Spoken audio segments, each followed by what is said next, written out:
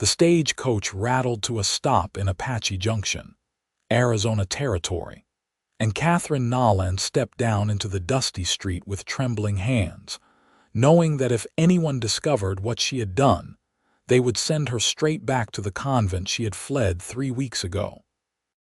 The late afternoon sun beat down mercilessly on the small frontier town in this summer of 1878, and Katherine adjusted the borrowed bonnet that concealed most of her shorn hair, still growing out from the severe cut required of postulants. She clutched a worn carpet-bag containing everything she owned in the world, which was not much. 2 plain dresses, a rosary she could not bring herself to leave behind, and the letter from Owen Vance, a rancher seeking a wife through a matrimonial agency in San Francisco.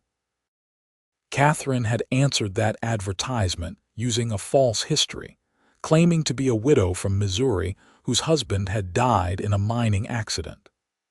The lie sat heavy on her conscience, but not as heavy as the certainty that she had been about to take final vows for entirely the wrong reasons.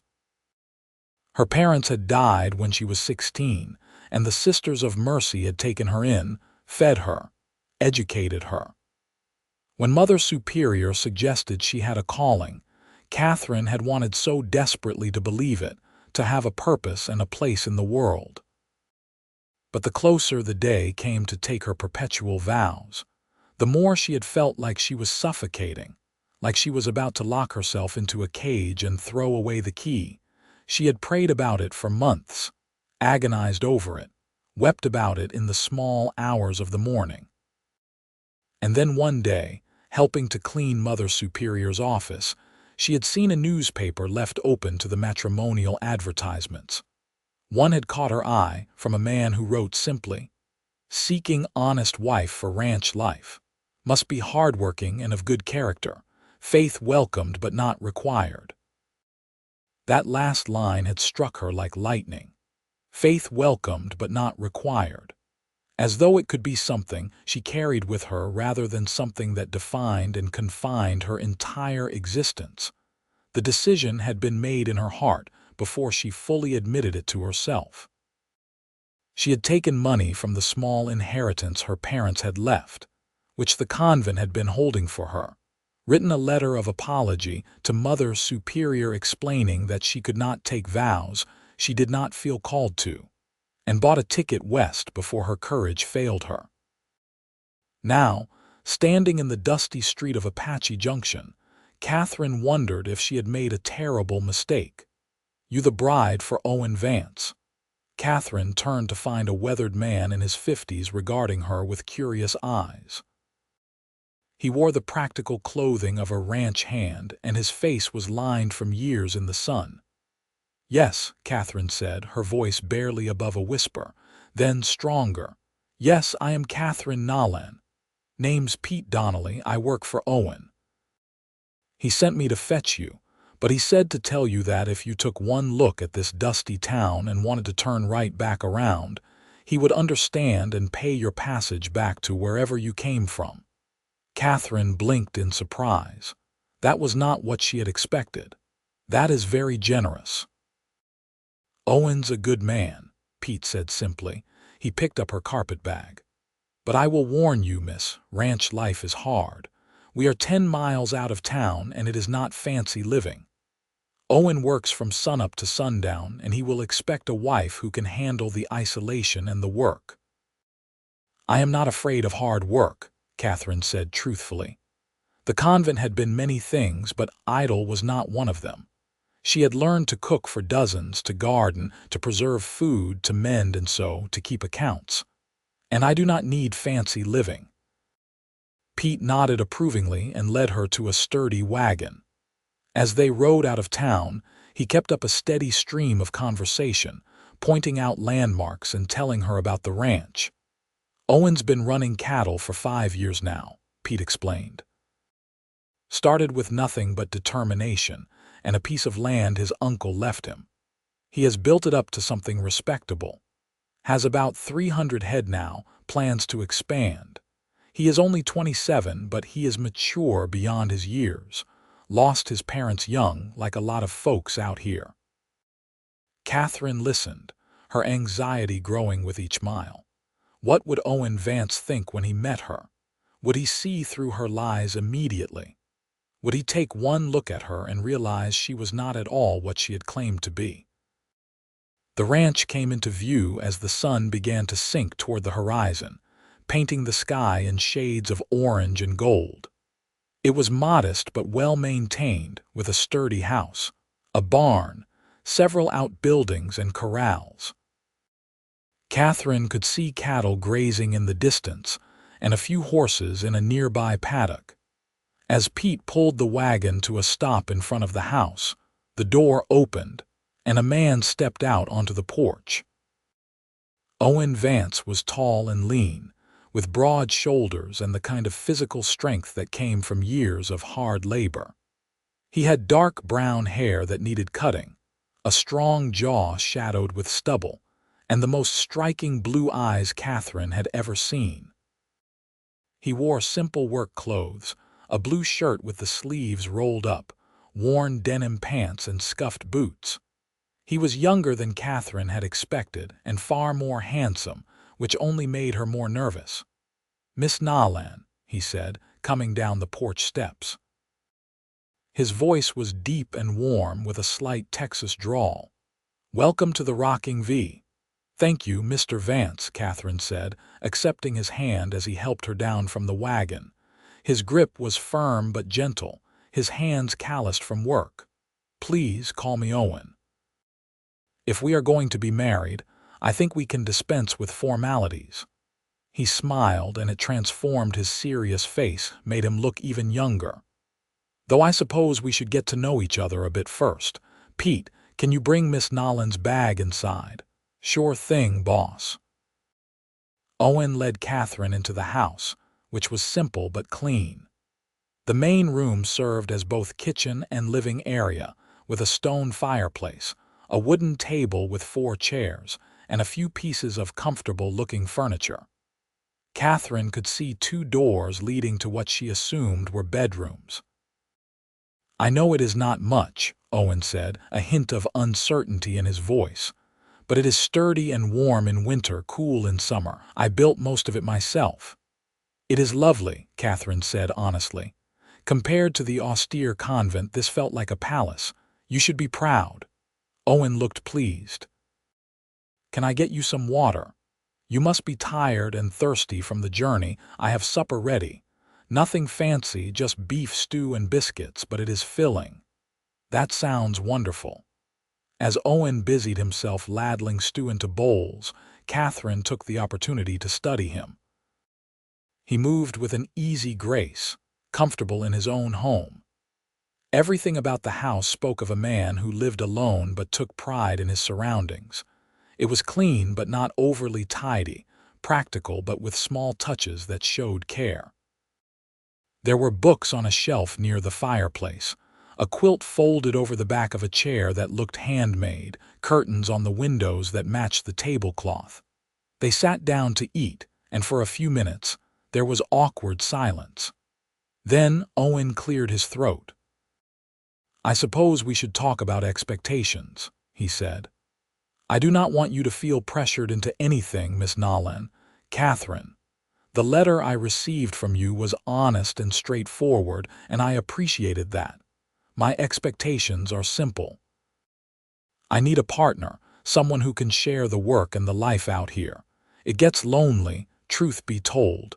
Pete and the other hands are good company, but it is not the same as having someone to share your life with." Katherine's guilt gnawed at her. "I appreciate your honesty." "I am not looking for a servant or just someone to cook and clean," Owen continued. "I mean, those things are part of life and I do them myself now, but what I really want is someone to build a life with, someone to talk to at the end of the day. Someone who wants to be here, not someone who feels trapped." The word trapped sent a shiver through Katherine. "And what do you expect of a wife in terms of faith?" she had to know. Owen set down his spoon and met her eyes. "I was raised Methodist, but I am not a religious man in the formal sense. I believe in God, in treating people right, in honest work. But I do not hold with judging people for how they pray or do not pray. If you want to go to church on Sundays, there is a small Methodist church in town and a Catholic church too. If you want to pray at home, that is fine. If you do not want to pray at all, that is your business. Your faith is your own, Katherine. I will not interfere with it, and I hope you will not try to force yours on me. Katherine felt tears prick her eyes. That is very generous. It is just sensible, Owen said. Life is hard enough without arguing over things that should bring people together rather than drive them apart. They finished their meal with lighter conversation. Owen told her about the ranch, about his plans to expand, about the challenges of ranching in Arizona territory. Katherine told him carefully edited stories about growing up in Missouri, about losing her parents, about wanting a new start. The lies felt like ashes in her mouth, but she did not know how to tell the truth without risking everything. After supper, Owen showed her to the smaller bedroom. "This is yours," he said. "I want to be clear about something. We may be planning to marry, but that does not give me any rights to you until you are ready. We can take our time getting to know each other. If you decide I am not what you want, I meant what I said. I will pay your passage back or anywhere else you want to go." "You are very kind," Katherine whispered. "Just decent," Owen corrected. "Get some rest. Morning comes early on a ranch." That night, Katherine lay in the narrow bed, staring at the ceiling and wondered what she had gotten herself into. She had traded one form of commitment for another, and she had done it under false pretenses. But as she listened to the sounds of the ranch settling for the night, the distant lowing of cattle, the whisper of wind through the eaves, she felt something she had not felt in a long time: possibility. The next few days fell into a rhythm. Katherine woke early, helped prepare breakfast for Owen and the ranch hands, and began learning the routine of ranch life. Owen was patient, showing her where everything was kept, explaining how things worked. He never made her feel ignorant or foolish, even when she made mistakes. Pete and the other two hands, Miguel and Tom, were respectful and friendly. They clearly thought highly of Owen and seemed genuinely pleased that he was getting married. "About time," Tom said one morning, grinning. "Man needs a wife, needs someone to care about besides his cattle." Katherine found herself adapting more quickly than she had expected. The physical work was demanding but satisfying. She baked bread, tended a vegetable garden that was struggling in the summer heat, learned to preserve food, and helped with 1,000 small tasks that kept a ranch running. In the evenings, she and Owen would sit on the porch, talking as the sun set and the desert cooled. Owen was easy to talk to, with a dry sense of humor and a thoughtful way of looking at the world. He asked her questions about her life, and Katherine answered as honestly as she could, skating around the truth of the convent. She told herself it was not really lying, just omitting certain details. But the guilt kept growing. One evening, about a week after her arrival, they were sitting on the porch when Owen said, "I have been thinking we should get married next Saturday if that suits you. Give you time to settle in, get to know the place. The circuit preacher comes through town once a month and he will be there this weekend." Katherine's heart began to pound. "So soon? Too soon?" Owen looked at her with concern. "We can wait if you want. I do not want to rush you. No, it is just—" Katherine struggled for words. "Owen, there is something I need to tell you." He turned to face her fully, his expression serious. "All right." Katherine took a deep breath, her hands clenched together in her lap. "I was not entirely truthful in my letter to you." Owen went very still. "Go on." "I am not a widow," Katherine said, the words tumbling out in a rush. "I have never been married. I lied because I thought no decent man would want a woman from my background, and I was desperate for a new start." "What is your background?"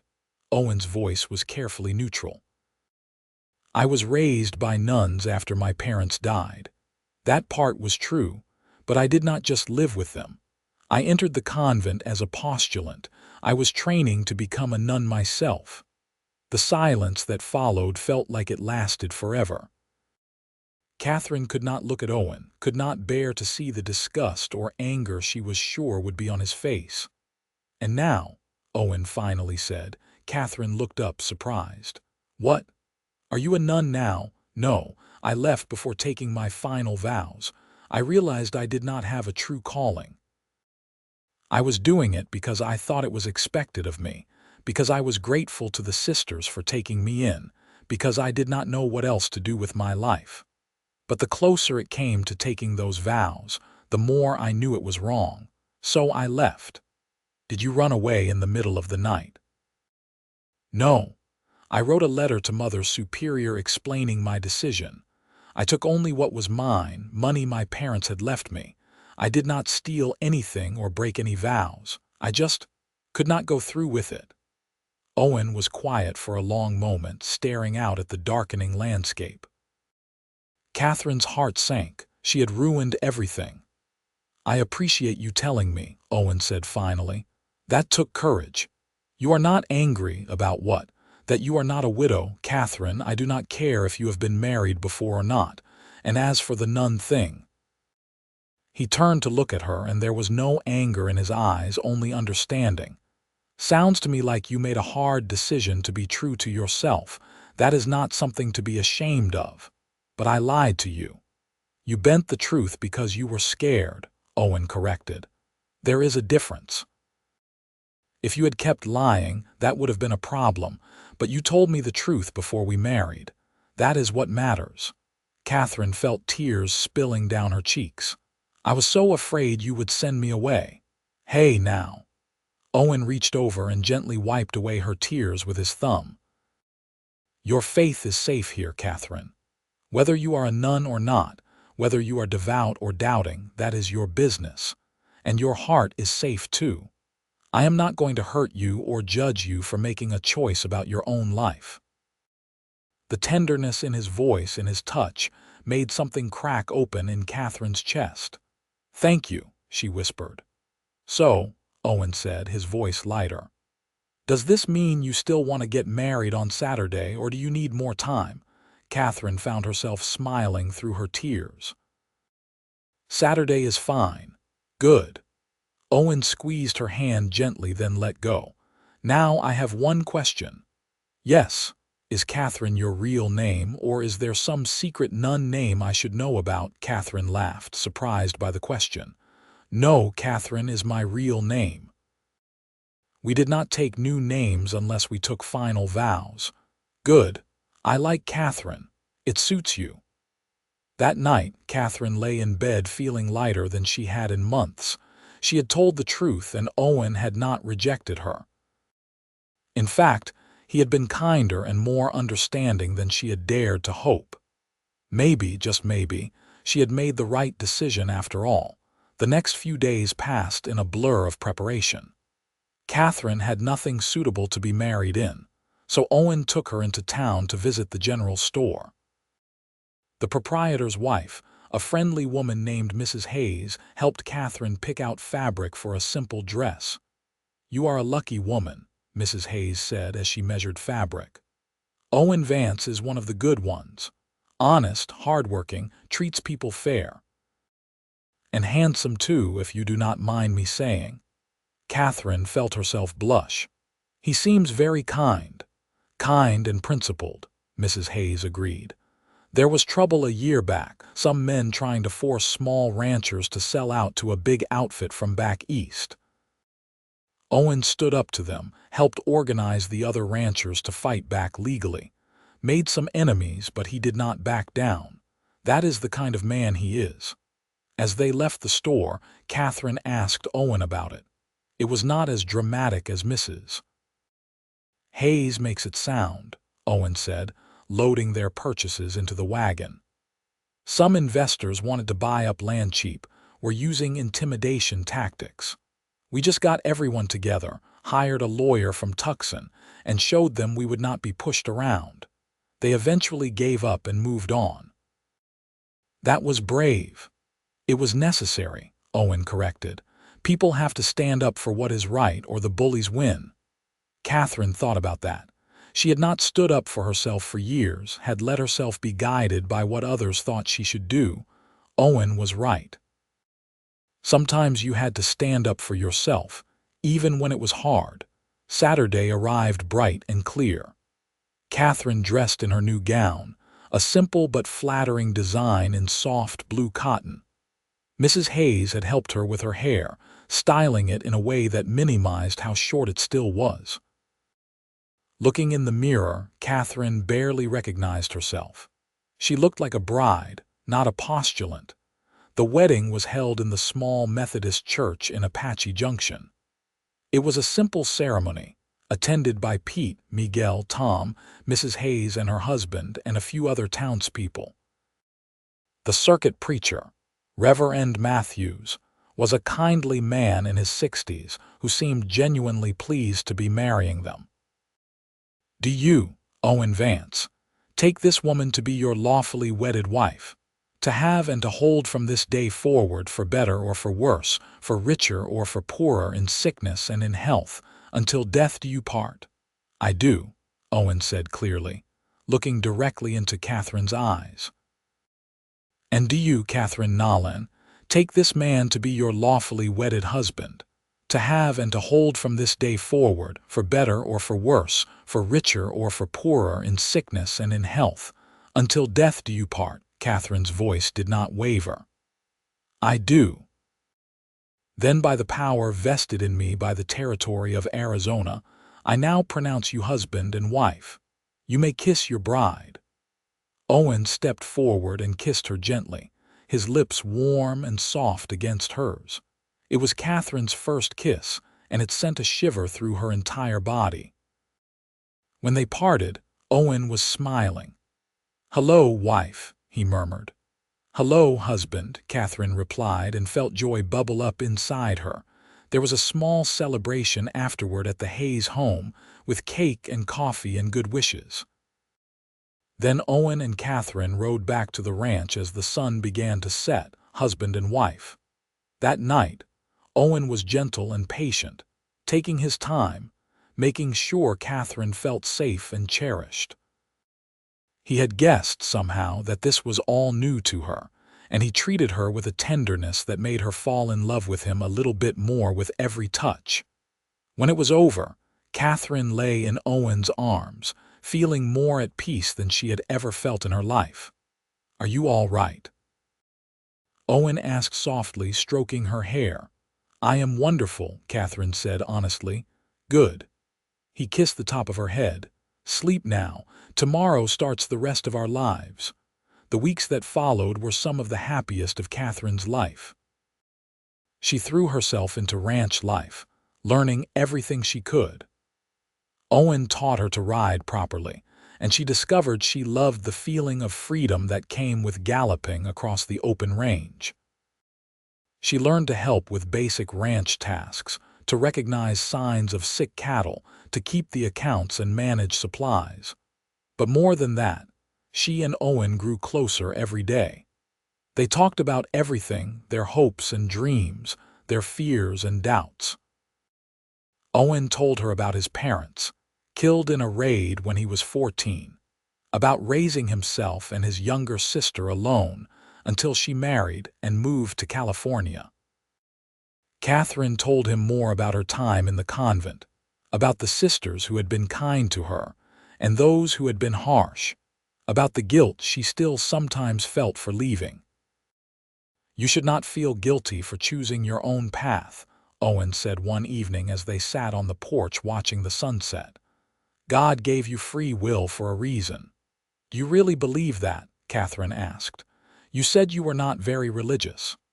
"I believe in free will," Owen said. "I believe people should be able to make their own choices about their lives, as long as they are not hurting anyone else. You did not hurt anyone by leaving, Katherine. You just chose a different path. The Mother Superior might disagree."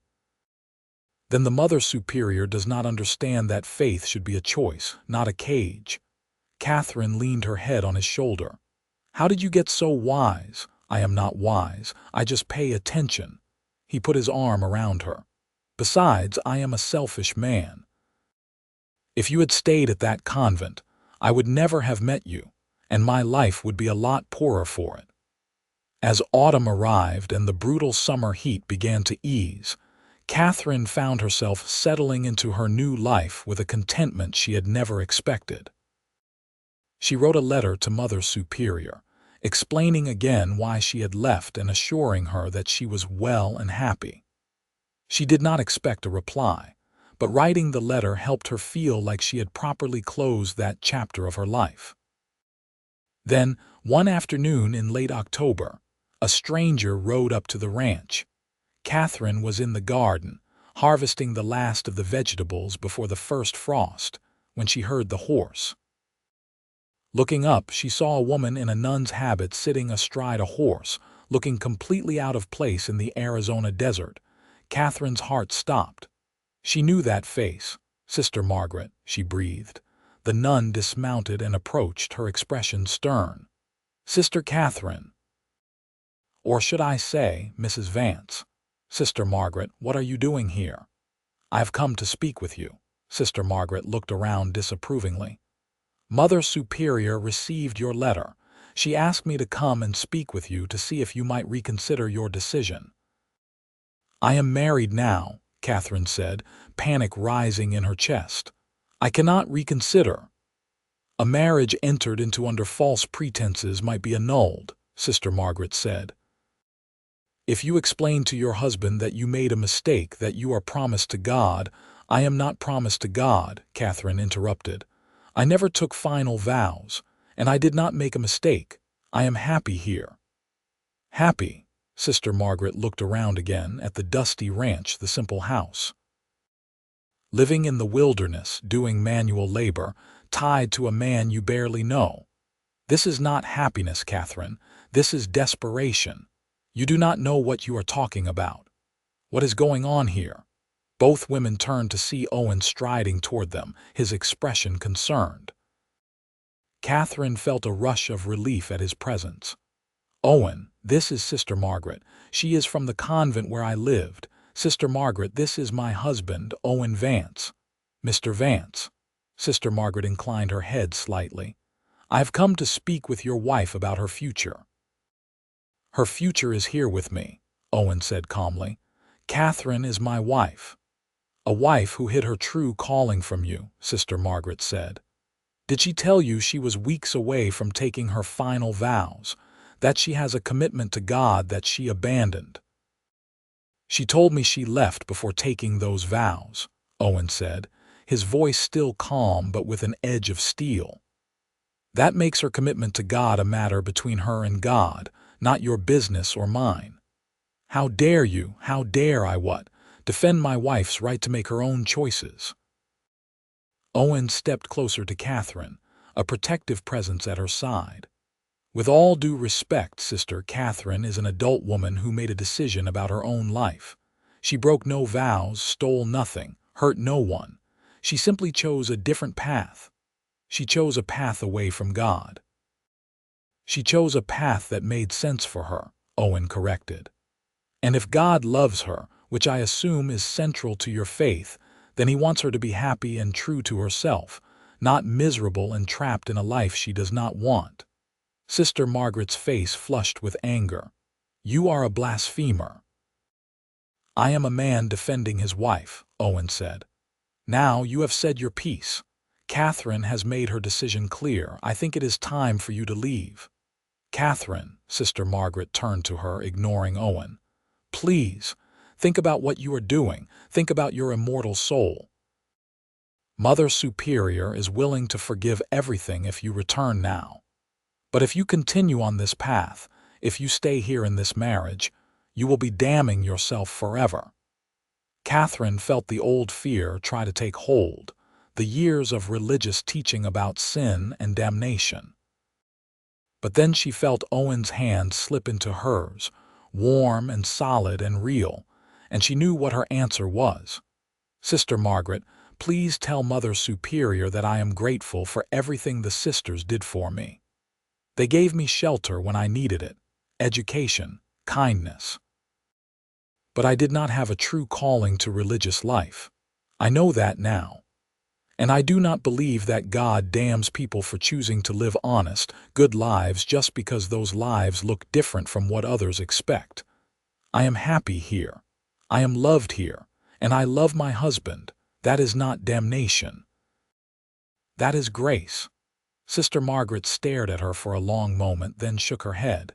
You are lost, she said, but there is always hope for redemption. If you change your mind, if you realize your mistake, the doors of the convent will be open to you. Remember that. She mounted her horse and rode away without another word, leaving Katherine and Owen standing in the garden. Katherine realized she was shaking. I am sorry. I did not think they would send someone. Hey. Owen turned her to face him, his hands gentle on her shoulders. You have nothing to apologize for. She had no right to come here and try to make you feel guilty. She is right about one thing. I was weeks away from taking final vows. And you chose not to take them. That was your right, Katherine. No one gets to make you feel bad about that. What if I did make a mistake? Katherine's voice broke. What if I am damned for choosing this life? Do you believe in a God who would damn you for choosing love over duty? Owen asked. For choosing to be true to yourself? Because if that is the kind of God your church teaches about, then I want nothing to do with him. Katherine thought about that. She thought about the God she had learned about as a child, a God of love and mercy. She thought about the Jesus who had welcomed sinners and outcasts, who had said that the greatest commandments were to love God and love your neighbor. That God would not damn her for choosing a life of honest work and love over a life of duty without true calling. No, she said finally. I do not believe that God would damn me for this. Good. Owen pulled her into his arms, holding her tight. Because I believe that God, if he exists and if he is good, wants his children to be happy. And you make me happy, Katherine. So happy. Katherine buried her face in his chest, breathing in the familiar scent of him, feeling the steady beat of his heart.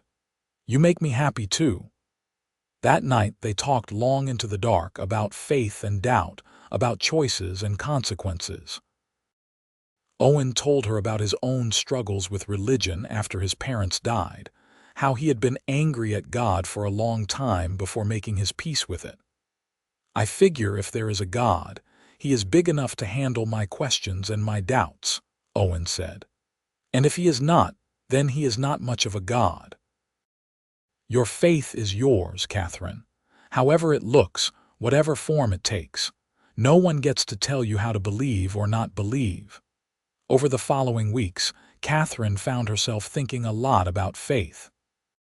She still prayed, but her prayers were different now, more honest, more like conversations than recitations. She found herself talking to God about her life, her marriage, her happiness. And slowly, she began to feel like maybe she had not abandoned God at all. Maybe she had just found a different way to walk with him. Winter came to Arizona. Milder than the winters Katherine remembered from Missouri, but still cold enough that they stayed indoors more. Owen taught Katherine to play chess, and they spent long evenings by the fire, playing and talking. Katherine taught Owen some of the songs she had learned in the convent, hymns and simple melodies, and was surprised to discover he had a good voice. One evening in December, as they sat together on the sofa with a quilt pulled over them, Katherine said, I think I might be with child. Owen went very still, then turned to look at her, his eyes wide. Really, I am not certain yet, but I think so. A slow smile spread across Owen's face. A baby, we are going to have a baby. Are you happy about it? Happy. Owen pulled her close, kissing her soundly. Katherine, I am thrilled. A little terrified, maybe, but thrilled. Katherine laughed, feeling joy and fear in equal measure. I am terrified too. I do not know anything about babies. We will figure it out together, Owen promised, just like we have figured out everything else. As winter gave way to spring, Catherine's pregnancy became undeniable. Mrs. Hayes came out to the ranch regularly, bringing advice and supplies and a cheerful certainty that everything would be fine. Owen fussed over Katherine constantly, insisting she rest more, not lift anything heavy, eat more. "I am pregnant, not an invalid," Katherine protested after Owen physically stopped her from carrying a basket of laundry. "I know, but humor me," Owen said. "I have never done this before, and I want to make sure you and the baby are safe." The baby was born on a warm day in early June, delivered with Mrs. Hayes's capable assistance and Owen hovering anxiously nearby. It was a boy, healthy and strong-lunged, with a shock of dark hair and eyes that would eventually turn the same blue as his father's. "What should we name him?" Katherine asked, exhausted but happy as she held her son for the first time. Owen looked down at them both with an expression of such love and wonder that it made Katherine's heart ache. "What about Benjamin? It means son of my right hand. It seems appropriate." "Benjamin Vance," Katherine said, testing the name. "Yes, I like that." Little Benjamin was a fussy baby, demanding and loud, but Katherine and Owen fell in love with him anyway. Pete and the other ranch hands doted on him, and Mrs. Hayes came by regularly to coo over him and bring baby clothes. As Benjamin grew, Katherine found herself marveling at how much her life had changed. 2 years ago, she had been a postulant in a convent, convinced that was her only path. Now she was a wife and mother, living on a ranch in Arizona Territory, happier than she had ever imagined possible. One evening, when Benjamin was about 6 months old, Katherine and Owen were sitting on the porch watching the sunset, the baby asleep in Katherine's arms. "Do you ever regret it?" Owen asked quietly. "Leaving the convent, coming here?" "Never," Katherine said immediately. "Do you regret sending for a mail-order bride? Best decision I ever made," Owen said, leaning over to kiss her. "Well, second best. The best decision was not sending you back when you told me the truth." Katherine smiled. "I love you, Owen Vance." "I love you too, Katherine Vance." As the years passed, the ranch prospered. Owen's hard work paid off, and they were able to expand, hire more hands, build a bigger house. Benjamin grew into a lively, curious toddler, always getting into everything. When he was 3, Katherine gave birth to twin girls, Emma and Grace, who were as different as night and day. Emma was bold and fearless, while Grace was gentle and thoughtful. Katherine sometimes thought about the convent, about the sisters who had raised her. She wondered if they ever thought about her, if they prayed for her soul. But mostly, she was too busy living her life to dwell on the past. She had made her choice, and it had been the right one. When Benjamin was 7 and the twins were 4, a new priest arrived in Apache Junction to serve the Catholic Church. Father O'Brien was a young man, idealistic and full of energy. Katherine started attending Mass again, bringing the children with her. Owen did not go, but he supported her decision, watching the children when she wanted to go alone to pray. "I thought you had left all that behind," Owen said one evening, not accusingly, just curious. "I left the convent," Katherine corrected, "but I did not leave God. I am just finding my own way to him now." Father O'Brien was nothing like the stern priests Katherine remembered from her childhood. He was warm and approachable, and when Katherine finally told him her story, he listened without judgment. "You were brave to leave," he said. "It takes courage to admit when something is not right for you, even when everyone expects you to go through with it. God gave you free will, and you used it to choose a path that was true to yourself. There is no sin in that." Those words from a priest lifted a weight Katherine had not even realized she was still carrying. She had made the right choice. God did not hate her for it. She could have both faith and freedom. One spring day, when Benjamin was 10 and the twins were 7, Catherine was working in the garden when a carriage pulled up to the house.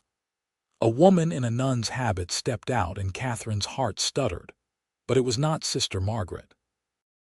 It was Mother Superior herself, older and more frail than Catherine remembered, but unmistakably her. "Mother Superior," Catherine said, wiping her dirty hands on her apron. "This is a surprise, Catherine." Mother Superior's voice was weaker than it had been, but still commanding. "Or should I say, Mrs. Vance, Catherine is fine." Catherine invited her inside, made tea, offered cookies. Mother Superior accepted, looking around the comfortable house with sharp eyes. "You have done well for yourself," Mother Superior said finally. "I can see that you are happy." "I am," Catherine said simply. "I came because I am old and I have been thinking about the past," Mother Superior said. "I wanted to see for myself that you were truly well. Sister Margaret reported that you seemed happy, but I needed to see it with my own eyes. I failed you, Catherine. I should have seen that you did not have a true calling. I should have encouraged you to explore other paths instead of pushing you toward vows you were not ready to take." Catherine stared at her in shock. "You do not hate me." "Hate you? Child, I have never hated you. I was disappointed when you left, yes. I thought you were making a mistake, but over the years I have come to realize that perhaps the mistake was mine. Not everyone is called to religious life, and there is no shame in that."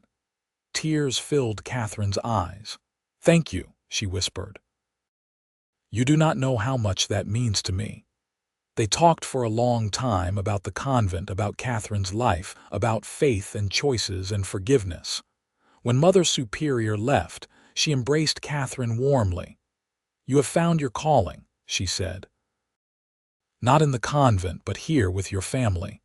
That is a beautiful thing.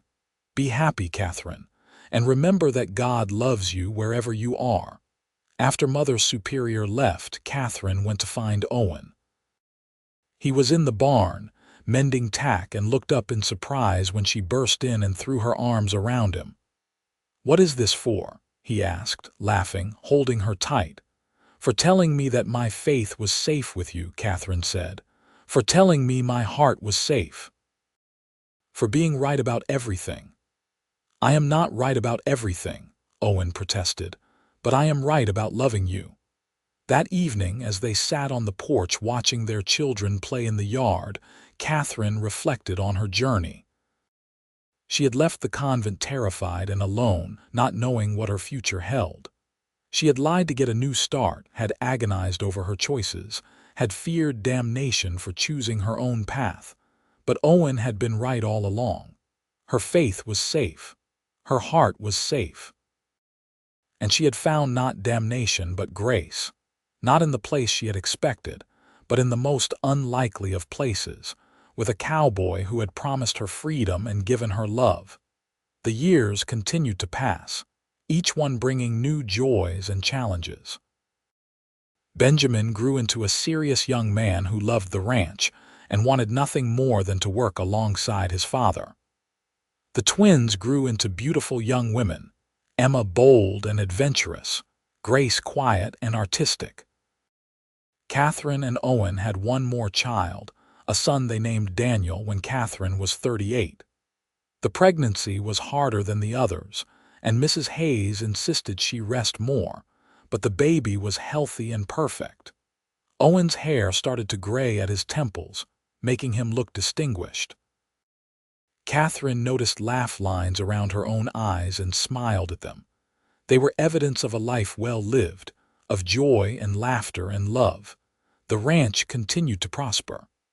Owen took on a partner, a young man named Sam who married Emma when she was 22. Grace fell in love with a schoolteacher from Tucson, and they were married in the Catholic Church with Father O'Brien presiding. Benjamin courted a rancher's daughter from a neighboring spread and married her when he was 24. Catherine watched her children grow and marry and have children of their own, and she marveled at the family she and Owen had built together. The little ranch had grown into something substantial, something that would support not just them but their children and grandchildren.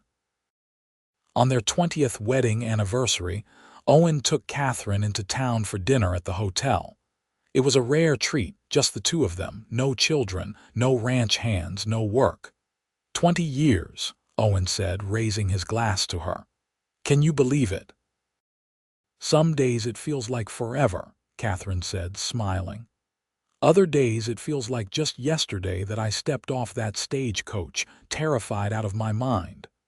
Best day of my life, when you stepped off that stagecoach, Owen said. Well, tied with the day we got married and the days our children were born. You old romantic, Katherine teased, only for you. Owen reached across the table and took her hand. I know I do not say it often enough, but thank you, Katherine, for taking a chance on me. For being brave enough to leave that convent and come west. For building this life with me. Thank you for making it safe for me to leave, Katherine said, squeezing his hand. For telling me my faith was safe and my heart. You gave me freedom and love, Owen. You gave me everything. They talked late into the night, reminiscing about their years together, about the struggles and triumphs, the children they had raised, the life they had built.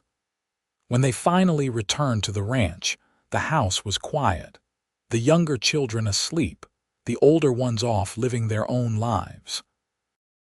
Katherine stood on the porch, looking out at the land that had become her home, and felt profound gratitude. She had been so lost 20 years ago, so certain she had made a terrible mistake by leaving the convent. But it had not been a mistake.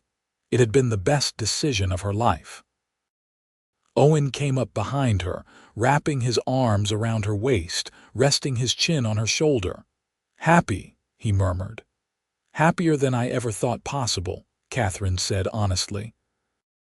They stood there together, watching the stars come out over the desert, and Katherine sent up a prayer of thanks to the God who had guided her to this place, this life, this love. The years continued to roll by like the seasons. Owen and Katherine grew older, watched their grandchildren grow, and eventually welcomed great-grandchildren. The ranch was passed down to Benjamin, who ran it with the same care and dedication his father had shown. Emma and Sam started their own spread nearby. Grace's children became teachers and artists, carrying on their mother's love of learning and beauty. Daniel, the youngest, became a veterinarian, using his skills to help ranchers throughout the territory. When Katherine was 63, she received word that Mother Superior had passed away peacefully in her sleep. Katherine attended the funeral mass in Tucson, where the Mother Superior had retired, and wept for the woman who had taken her in as a lost teenager and given her shelter and education, even if they had disagreed about her path in life. At the funeral, Katherine met several of the sisters she had known, now old women themselves. They greeted her warmly, asked about her life, and expressed genuine happiness that she had found her way. Mother Superior talked about you often in her later years, Sister Anne, now elderly herself, told Katherine. She said you taught her an important lesson about faith and freedom. She changed how she counseled young women considering religious life after you left. She made sure they really had a calling before encouraging them to take vows. Katherine felt tears slip down her cheeks. I wish I had known that. I wish I had visited her. She knew you were happy. That was enough for her. Owen, now 65 with silver hair and a weathered face, held Katherine's hand through the funeral and the long ride home. He did not say much, just offered his steady presence, his unwavering support. After 45 years of marriage, they did not always need words. On their 50th wedding anniversary, the entire family gathered at the ranch for a celebration. All 4 children were there with their spouses and children and grandchildren. The house overflowed with people and laughter and love.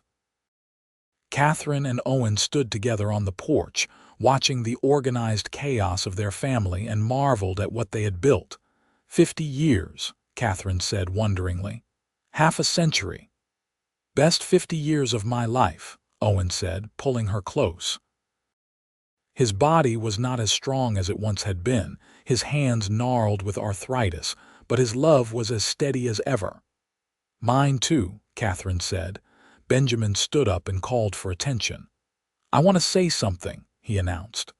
Dad, Ma, 50 years ago you took a chance on each other.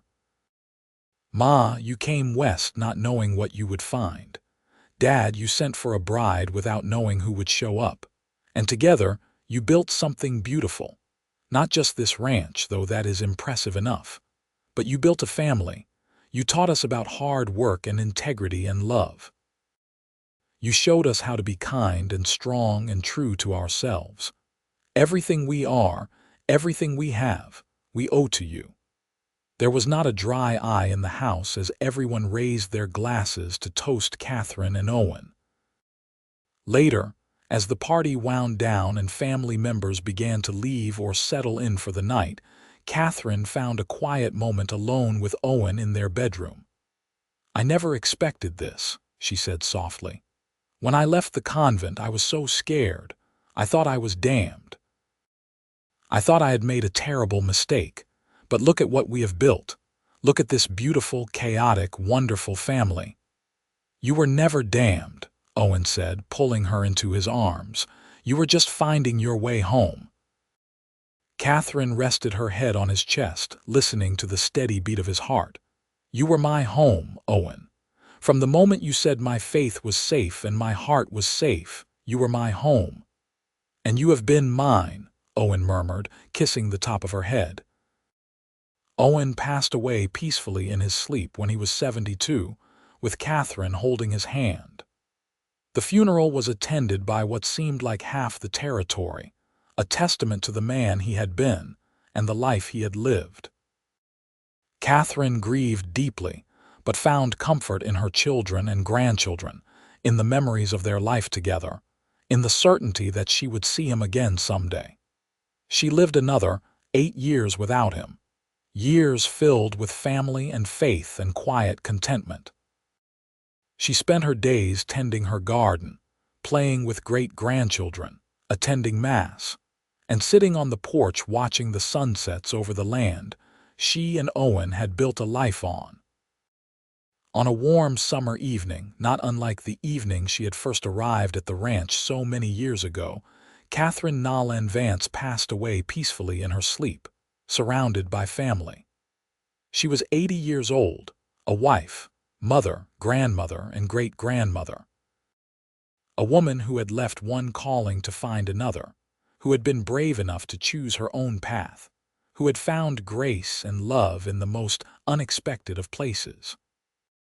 At her funeral, Father O'Brien, now an old man himself, spoke of Katherine's faith journey, of how she had shown him and countless others that there were many paths to God, many ways to live a life of faith and love.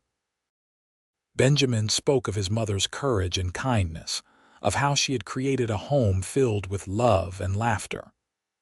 Emma and Grace and Daniel shared memories of a mother who had been strong and gentle, firm and forgiving, a woman who had taught them to be true to themselves.